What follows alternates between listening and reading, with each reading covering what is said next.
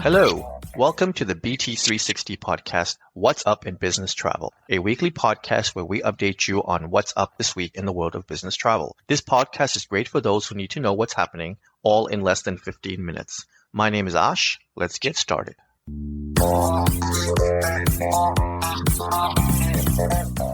It is the week of August 25th, the 33rd week of 2025.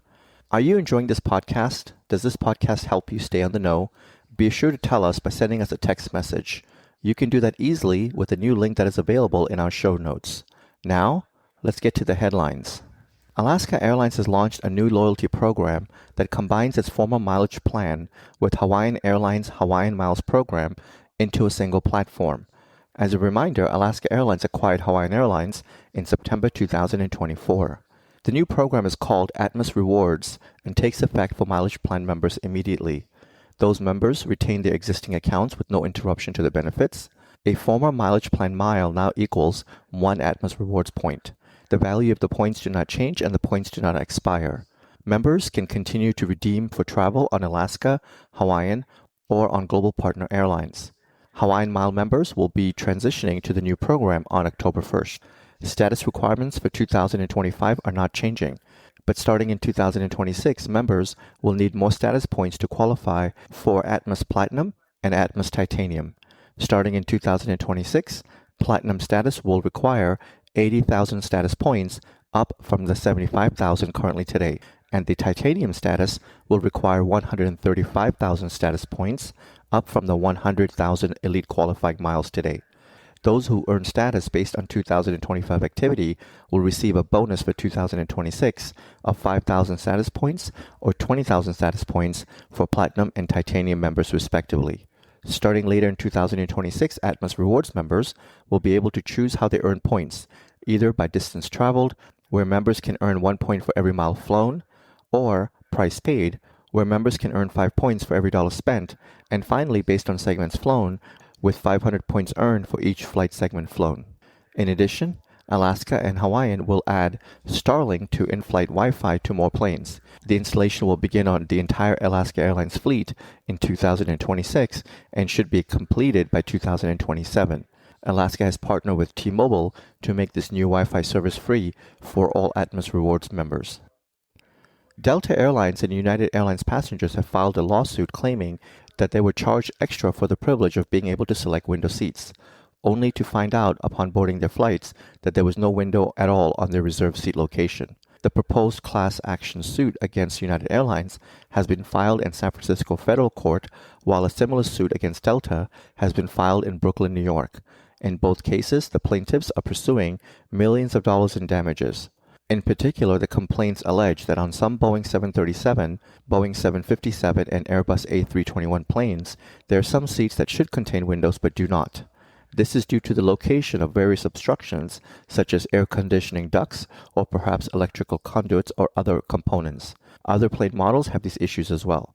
The problem, however, is that neither United nor Delta identify the seats lacking the window during the ticketing booking and purchase process. Making matters worse, the airlines that are the focus of the lawsuit still charge passengers extra for the windowless seats, sometimes hundreds of dollars more. Had the plaintiffs and the class members known that the seats that they were purchasing were windowless, they would have not selected them, much less have paid extra. Neither airlines have made any comments to this matter, as per Reuters.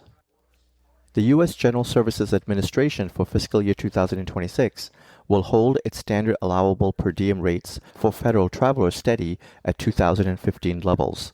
GSA's standard lodging rate for 2026 fiscal year, which begins on October 1st and runs through September 30th, 2026, is $110, the same as it is for 2025. GSA standard meals and incident allowances for 2026 fiscal year is $68 and also remains unchanged. This is the first time in 5 years that GSA has not increased the per diem year over year. GSA in a statement said that the decision not to raise the per diem reflects the federal government's commitment to being a responsible steward of the taxpayer dollars. The rate applies to federal government travelers as well as those traveling on government contracted business.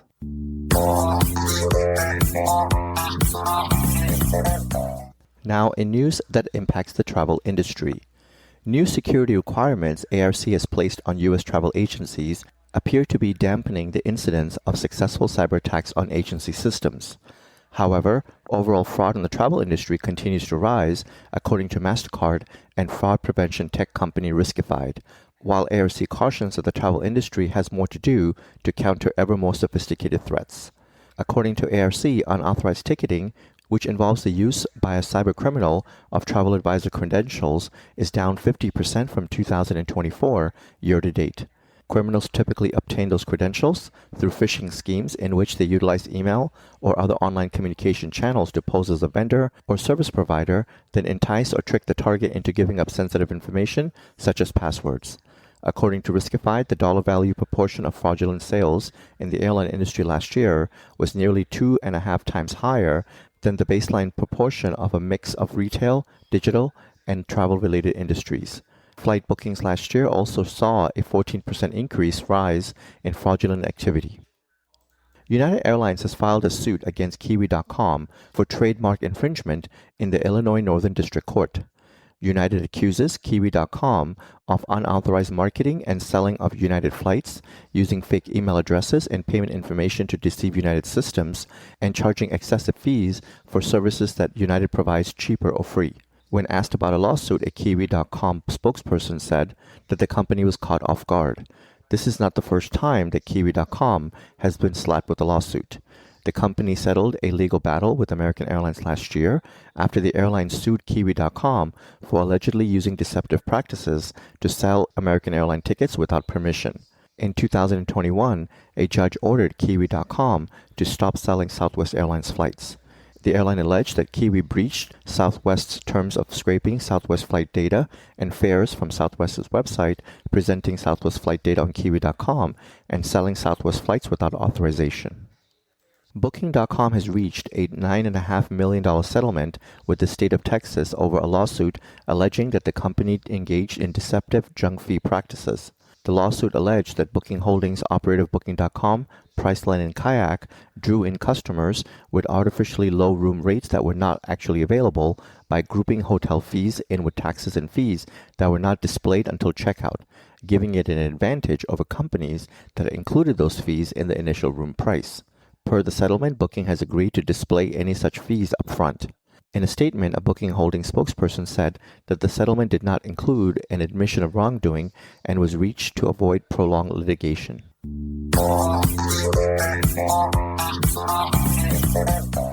Let's get to the news of mergers and new partnerships.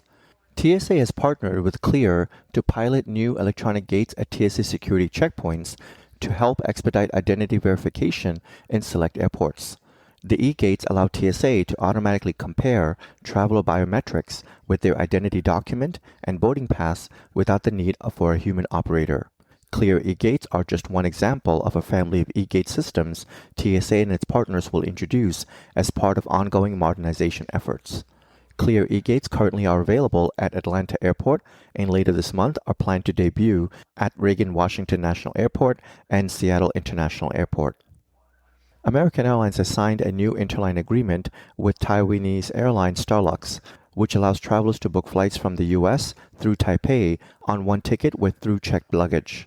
Launched in 2020, Starlux has quickly developed a reputation for premium travel. That's particularly true in its business class suites, where passengers are given great food and beverages, lavish amenities, and free Wi-Fi. The interline agreement between Starlux and American falls short of a full code-share agreement, so unfortunately American Airline Advantage members will not be able to spend or earn Advantage points on Starlux-operated flights. But the interline agreement allows travelers to book American Airlines and Starlux flights on the same itinerary and know that their luggage will turn up at their final destination. Sabre has announced a renewal of its partnership with oneworld, in which it will use Sabre's Prism corporate travel data platform. The new deal with oneworld was described by Sabre as a significant milestone for Prism, which automates, aggregates, and analyzes corporate sales information globally to help airlines to assess the performance of corporate rate deals. Sabre added that the renewal will allow Prism to expand further within the One World network, which includes British Airways, Iberia, Finnair, Qatar, and American Airlines. Prism is used by 30 airlines to grow and manage their corporate sales programs. The system processes 13 million tickets monthly, according to Sabre, with data being supplied by more than 26,000 corporations. Webjet Group has purchased business travel management platform Locomote in a bid to boost its corporate bookings growth strategy. Locomote, which is based in Melbourne, offers a fully developed end-to-end corporate booking platform and will help Webjet fulfill previously stated ambitions to address demands for more seamless digital solutions for its customers. Webjet Group will buy 100% of Locomote for an upfront cash payment of $17 million, plus an extra $6 million deferred earnout payable in 3 years. The company also confirmed plans to undertake an on-market share buyback program of up to $25 million.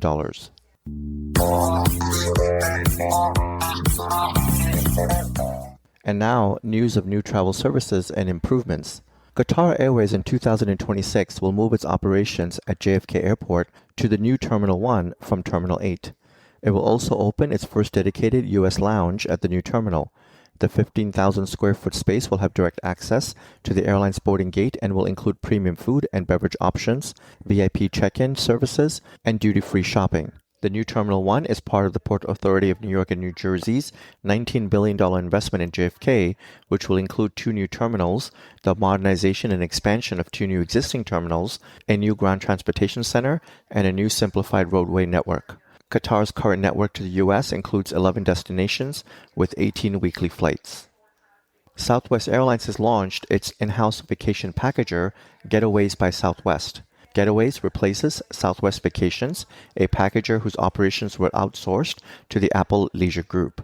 In an interview, Southwest Vice President of Product Development praised the work that ALG did with the airline, but said that the time had come for Southwest to shift its packaging strategy. Southwest wanted more engagement with customers buying vacation packages, and Getaways gives Southwest the opportunity to capture high-margin ancillary revenue. Getaways offers customers new benefits. They earn 5 rapid reward points per dollar spent on vacation package, and they get 2 free check bags on the flights. Getaway customers can bundle air, hotel, rental car, and ground transportation, and Southwest has 21 direct lodging partners, including Caesars, MGM, Fontainebleau, and Marriott. Indian online travel agency Yatra Online will launch an artificial intelligent digital assistant called DIYA. The company said that the tool will help travelers at the booking stage, from inspiration to post-booking support. Yatra's assistant, DIYA, can help complete trips in one query, conduct an image search, and help with flight cancellation, the generation of e-tickets, and more. DIYA is available in more than 100 languages and is voice-enabled. DIYA's arrival comes days after Make My Trip, another OTA based in India, launched its upgraded AI assistant earlier this month. Starting later this year, Delta Airlines will begin rolling out big updates to its corporate accounts with a new digital platform called Delta Business that replaces the current Delta Professional site. The new site will go live for all Delta corporate accounts later this year and then to all its agency partners in 2026. There are 3 new features that Delta spotlighted at Showcase. The first is what Delta is calling intuitive navigation, a new interface built around real-world workflows. Delta said that this will make it easier for its users to find and act on information that's driving their decisions. The second one is called Smart Search, a better search option that is designed to understand what you're looking for and bringing the right information together in one place quickly and intuitively. The big thing for users here is that they will no longer have to navigate through the Delta Professional site to get the information that they're looking for. They'll be able to quickly search for specific information and allow Delta to navigate them to it. And the last feature is a better Delta Business Wallet. The wallet is home for loyalty tokens, service points, and amenity points. The new dashboard will display the value at the top right and allow users to see where they can apply points to directly upgrade, request status, and more.